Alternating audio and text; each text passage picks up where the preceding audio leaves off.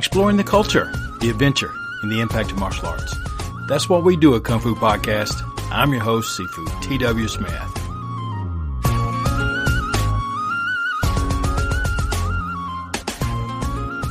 Thank you so much for joining me today in episode number 113. It's still amazing to me how far we've come since day one, and we're going to have some revisiting of some of those early days. But before I get into all that, welcome. If it's your first time here at Kung Fu Podcast, I hope that you find it educational as well as entertaining. And if this is your first day, I would suggest you go back to number 111, where we began the introduction to the mythology of martial arts, a book written by Dr. Paul Bowman and a friend of Kung Fu Podcast. Kung Fu Podcast is a value-for-value program, and some of the sharpest and finest martial artists in the world are an audience to this program. Some support the program actively. Some will support it through contributions, like Jason, who just signed up over our Patreon account to help me achieve some financial goals to keep this program developed and growing so that we can do some more and I can do some more in sharing some of the educational materials that we have. There are a number of ways to support this program, and you can go to kungfupodcast.com/support and see a list of things that would help me greatly to keep this program moving. In fact, I was supposed to mention this in episode 112, but it kind of just slipped my mind, that this podcast is supported by Audible, where you can find several of the books that we reference here at audible.com, and you can use this program's affiliate link to get there, kungfupodcast.com/audible. If you use the link, you can get a 30-day free trial and a credit to download one book.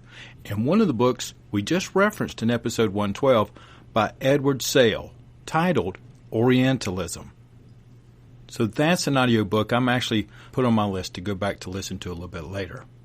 But right now, we've got to get through, and this will be the last installment of the glimpse into Dr. Paul Bowman's work, The Mythologies of Martial Arts. The next chapter he starts off on is one that we have discussed here on several occasions, the circulation of Qi. And we've discussed the myths and the crapola surrounding using Qi for martial arts practice, for defending yourself, or all this other stuff on several different episodes. In fact, in episode 67 that I had titled The Qigong Cleanup, we introduced Professor David Palmer, who's done quite a bit of research in this area of Qi and how the term itself got started, I want to say, about 1,500 years ago, and then it became this twisted mess about 45 to 55 years ago. Well, during this chapter and some other chapters, Dr. Bowman really kind of goes through how this circulation, and by circulation, he's referring to the circulation of media and the circulation of translation from academics and others who actually, becomes like a flow. And as it flows, it changes into whatever they want. In fact, he introduces a phrase, at least it's the first time I've ever heard of it, called the invention of tradition. And it's all about how these massive powers, particularly government powers or large agency powers, can take some good works and transform them into other things. We talked about that a lot in the podcast with Mr. Alex Gillis, as he unveiled quite a bit about the legends and mystery of Taekwondo. One of the key points that Dr. Bowman brings out is that it's these 19th century translations of the Chinese and Tibetan texts that triggered almost all of this mysticism that we know today. In regards to the Qigong practice, he writes, quote, David Palmer points out that the putatively ancient and mystical Qi cultivation practice known as Qigong was only actually named and designated as such in the middle of the 20th century. In his words, referring to David Palmer, he says, the choice of the term Qigong by party cadres in 1949 reflected an ideological project to extract Chinese body cultivation techniques from their feudal and religious setting, to standardize them and to put them to service of the construction of a secular modern state. As such, Qigong is an invented tradition. Let's also put ourselves in a perspective here that the mid-1800s was a very tough time in China. The fall of the Qing dynasty was underway, and many of the people there were divided about which way the country should go. There was a lot of anger and strong opinions, just like our recent presidential race here in the United States. I've actually witnessed several relationships come to an end because one person found out that another person voted in a different way than they wanted them to. And we're supposed to be in a democracy. It's important to remember that during this time period, if we were there, sitting there, things were getting desperate, things were getting hostile, and a lot of things were changing, and you didn't know which direction this country was going to go, or the country was going to go if we were there during that time. It promoted the opportunity to be creative. For whether it was right or wrong, it instilled this opportunity to take other parts of the culture and instill them in other places that they didn't really belong, or to translate something from one place to another so that it could mean something different and carry out a different objective. And I hope I said that in a way that made sense. In fact, I was just listening to Dan Carlin's Hardcore History podcast in his latest episode, The Destroyer of Worlds.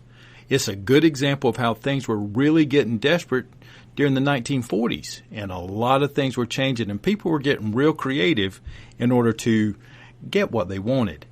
Another key point that Dr. Bowman pulls out in regards to the Asian culture and martial arts interpretations moving from the East to the West is that one of the largest bodies that was doing this carrying of traditions and culture and martial arts, and then later the myths, was primarily the Americans who were enlisted in the military.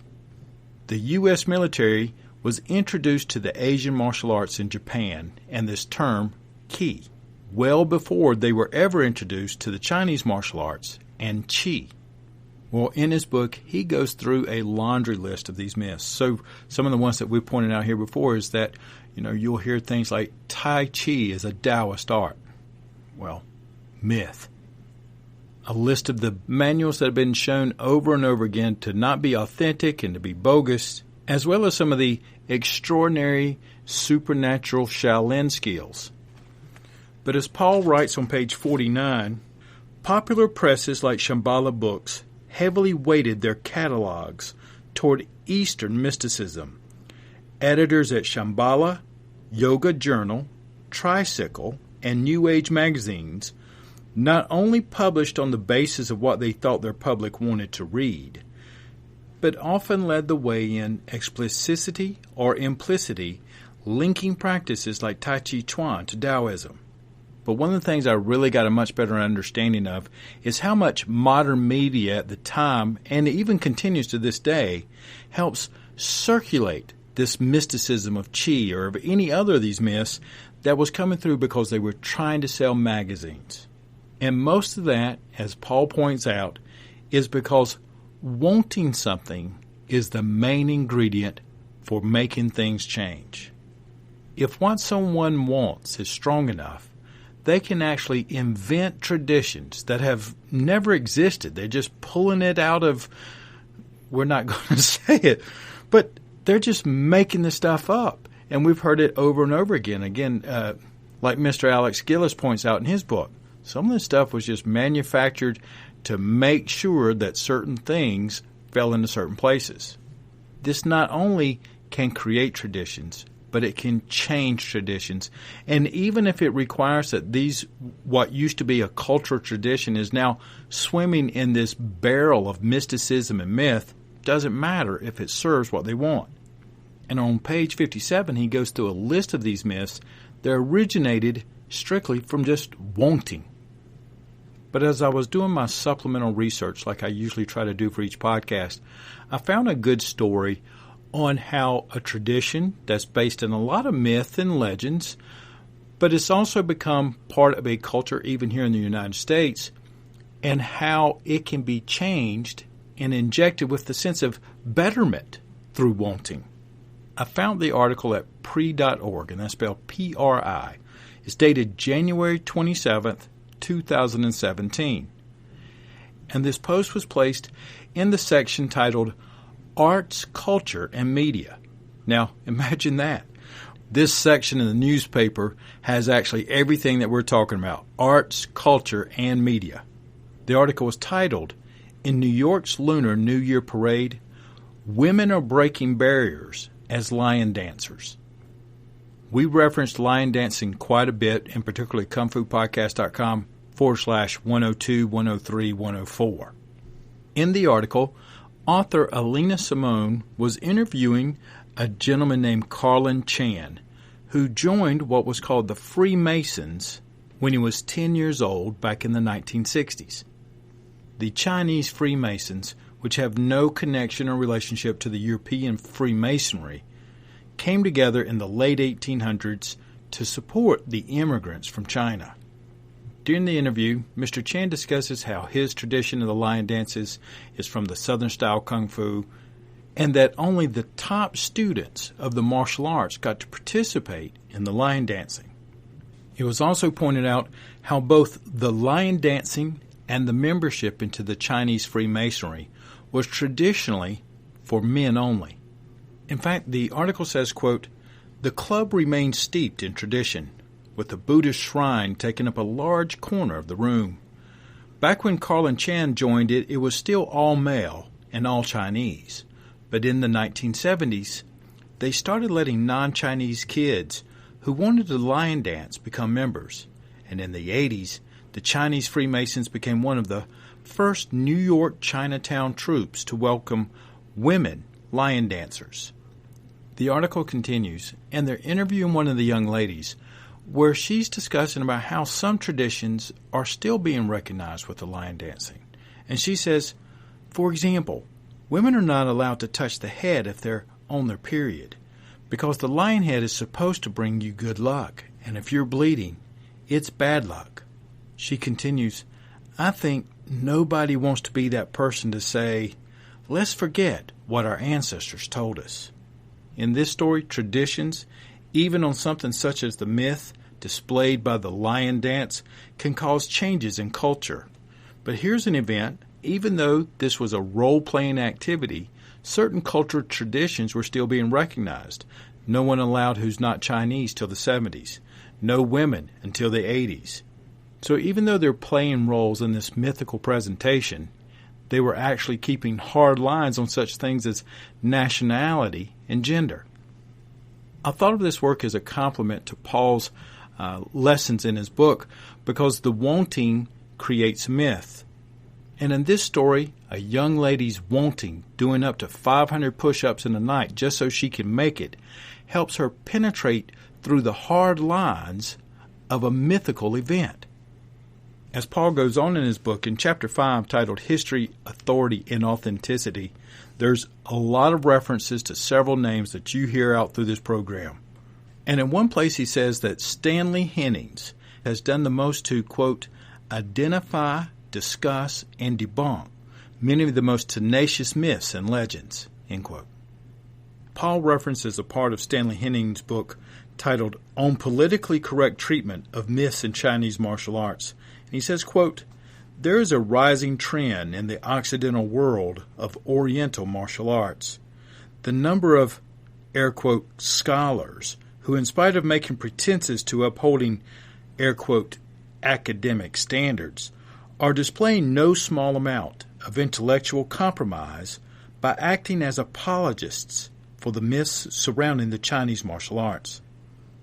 They do this in a manner which gives one the impression that they somehow feel that to expose these myths is an irreverent act, harming the sensitivities of the Chinese people and insulting to pseudo-intellectual Occidentals seeking a new age refuge in Oriental mysticism, or worse yet, causing them to lose interest in a subject about which these scholars delight in composing involved, ambiguous treatises."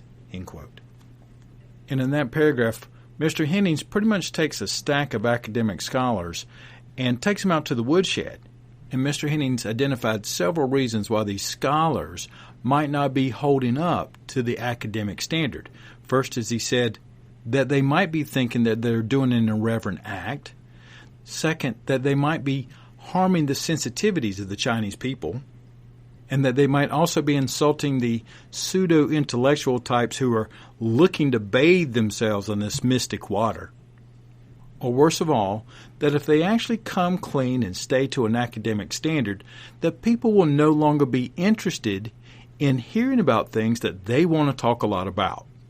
The one thing here I made on my personal notes that I didn't see in the book here in the Mythologies of Martial Arts, a man who preceded most, and in fact is even usually recognized as perhaps the first historian of the Chinese martial arts, who really did a lot to help try to debunk a lot of this mysticism, was Tong Hao. And we did a whole episode on Tong Hao in number 34. Tong Hao was there during the time that a lot of these myths were being put together. He was a lawyer, a historian, and a martial artist, and actually put himself in harm's way by trying to maintain a level of standard and debunking these myths before they could catch hold. Of course, he wasn't as successful as he wanted to be, but you may want to check out the episode on Tong Hao. It's a powerful story, and a man who went through a lot to try to keep his culture and tradition as he knew it from falling to the myth circulation. Good friend of the program, Ben Judkins, writes, Tong Hao is not a familiar name to many traditional Chinese martial artists. Few people have had a more profound impact on the way that we write and think about these hand combat systems. A lawyer by training and profession, Tong Hao was the first individual to undertake a serious and sustained investigation of the history of the Chinese martial arts using modern documentary and field research methods. During his book in investigating myths, Paul turns his lens into what he calls one of the most stark cases, Taekwondo.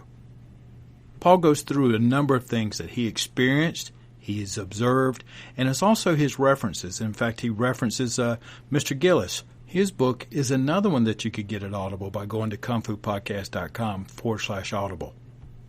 And in Chapter 5, it is where you're going to see where all the wants from various perspectives and how they lead to the manufacturing of legends, reinventing traditions, creating histories, and also eliminating real people from the history.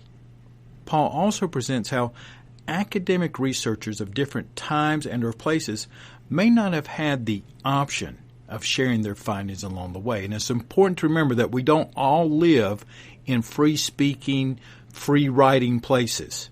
And there are some people, some associations, some agencies, and some governments that have built their reputations on these myths. And they get very bothered by podcasters like myself, or academics like Ben Judkins and Dr. Bowman, or Tong Hao.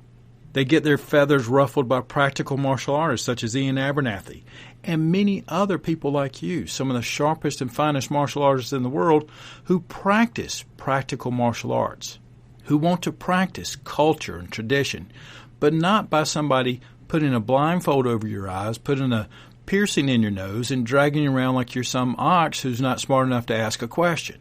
And even though, for example, I may not be trying to discredit their efforts or their skills, or perhaps that they were just misled, but they're not going to pull the wool over my eyes. And so sometimes they get offended because the Carolinian part of me will come out and say something like, don't piss down my back and tell me it's raining. I might be open-minded, but I'm not stupid. I think of it like secondhand smoke. I don't care if you smoke. Go ahead, knock yourself out, enjoy it. Just don't do it around me.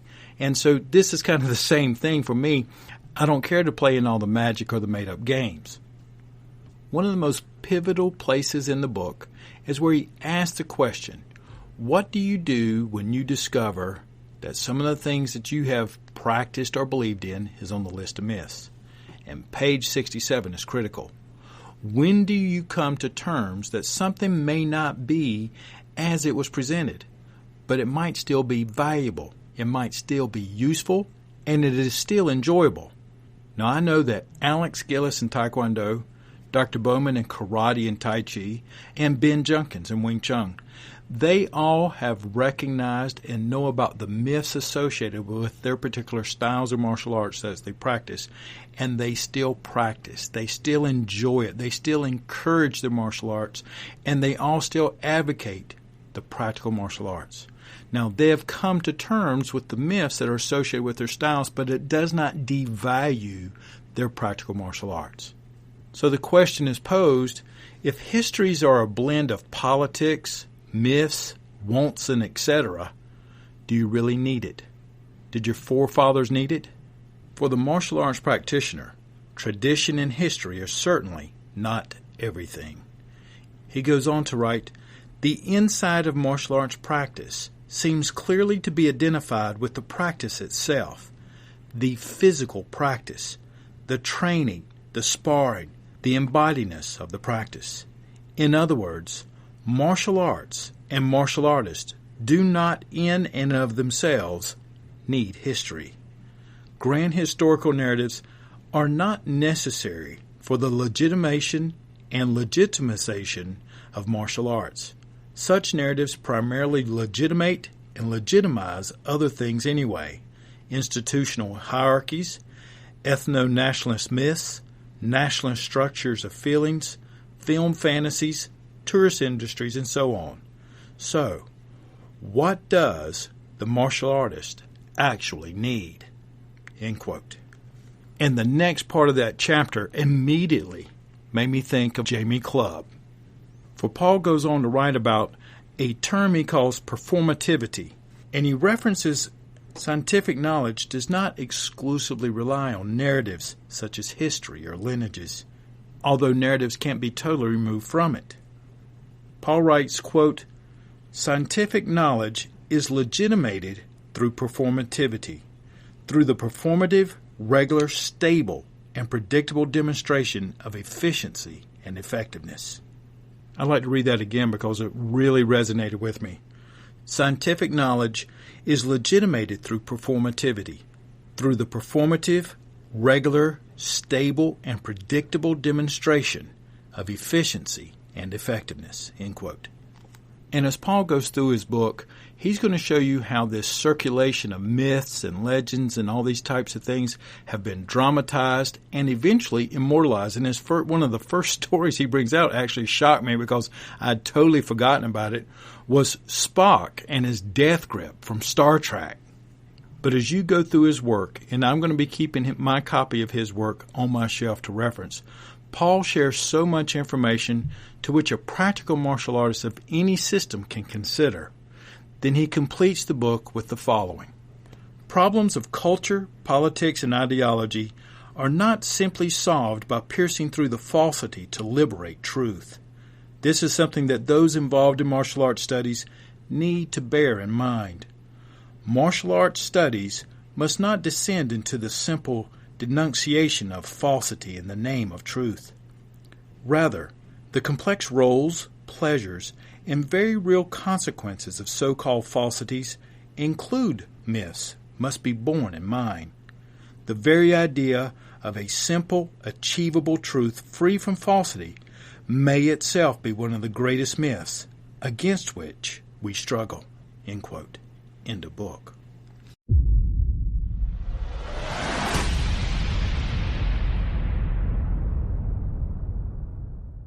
Throughout these three podcasts, 111, 112, and 113, we have become aware of how myths are formed and where does the fuel come from that gives them this push to become whatever it is that we see at the moment.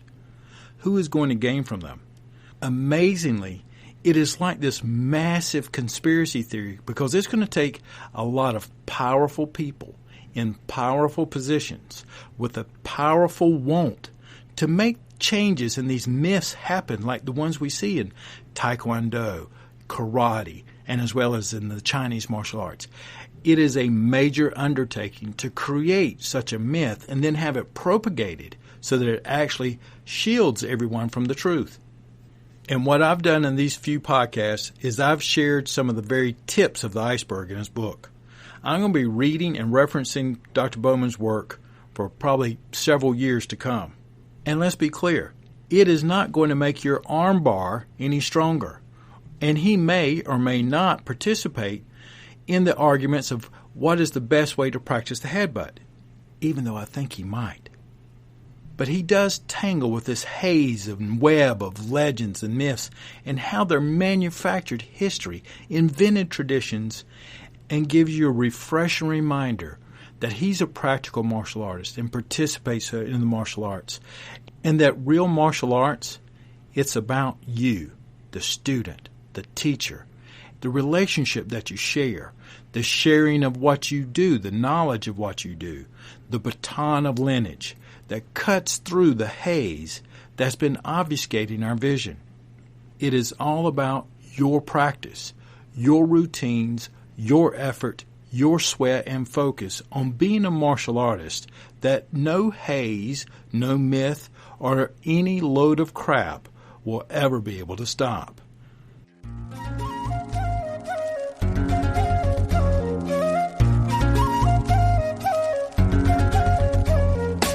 Exploring the culture, the adventure, and the impact of martial arts. Thank you so much for joining me today in episode number 113, where we have taken a look at Dr. Bowman's book, The Mythologies of Martial Arts, and all of the good teachings that were in it. I hope you have a fantastic practice. Go out there, do your very best. And if you learn that something's a little bit of a high tale or a little bit of a myth or a story, it doesn't necessarily make what you've been doing or what you've learned invaluable. There's been plenty of good old folk stories that, my mom or grandma would tell us, and it didn't devalue the lessons that were in the stories, even if the stories may never have happened. Take care of yourselves, and I'll be talking with you again soon.